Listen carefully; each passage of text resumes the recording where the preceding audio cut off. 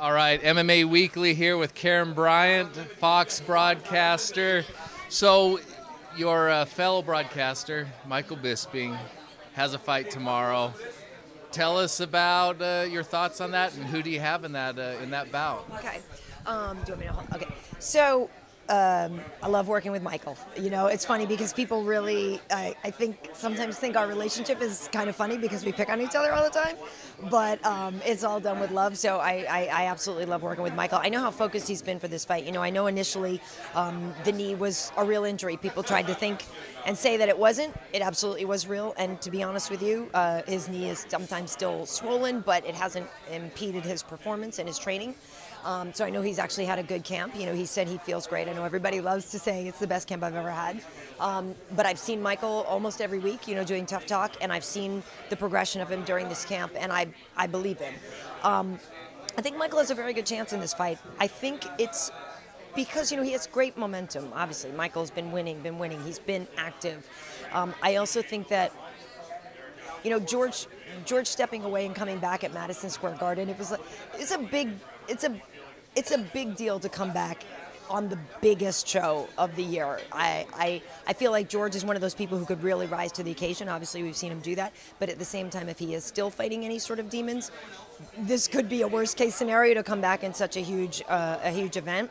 And for Michael, it's, you know, he's comfortable. He is a champion. He believes in himself. I feel like the reason people doubt Michael often is because he doesn't stand out to them as great at one particular thing.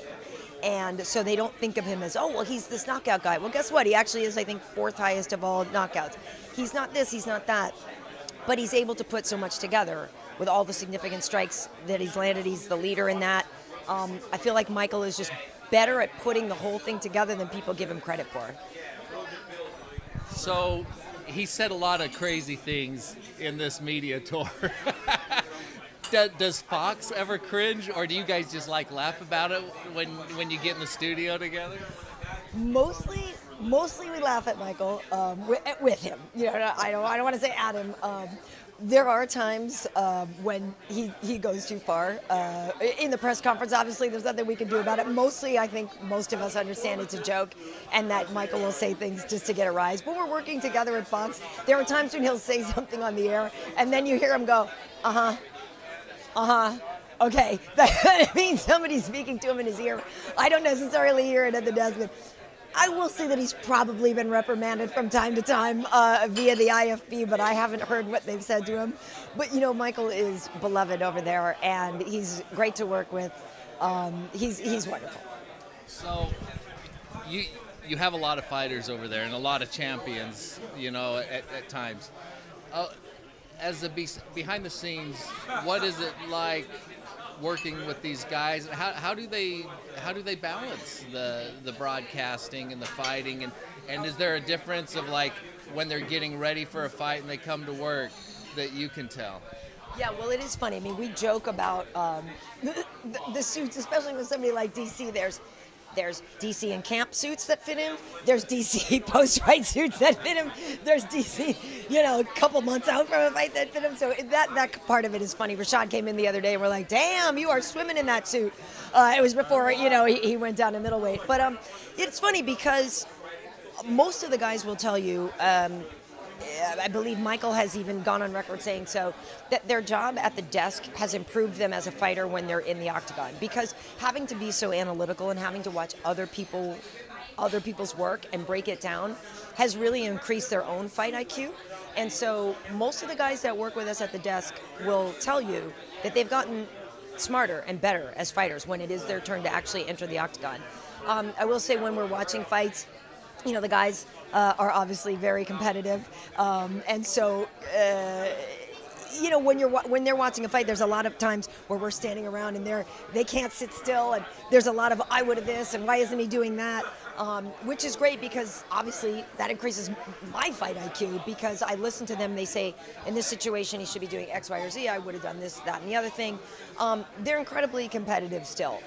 They have their allegiances to certain people. You know, it can be tough sometimes making a fight pick when they have to go against maybe a teammate or something like that. That part of the job is very difficult, and because fighters are pretty sensitive about some of that stuff. But in general, I feel like the guys that we have and ladies do a great job in imparting the knowledge to the guy on the couch, and they are able to put it into layman's terms and let people really understand what the fight game is about. And they also do it with enough of a sense of humor and charisma that people understand, oh, fighters are not all savage beasts. I think they do a great job. I'm really very fortunate to have so many great guys and ladies with us. One last thing. So give us your definitive pick between Bisping and GSP, and how you think it'll end at what round. Okay, this is why I don't like to do this, because usually I don't have to get put in the hot spot.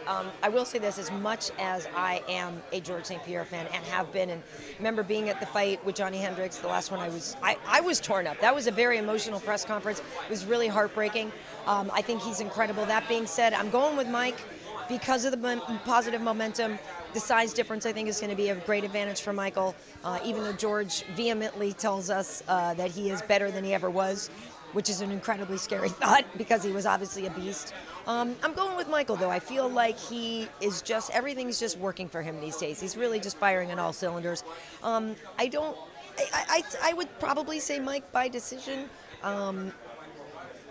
That's it. All right, thank you so much, Karyn, and we love watching you on Fox.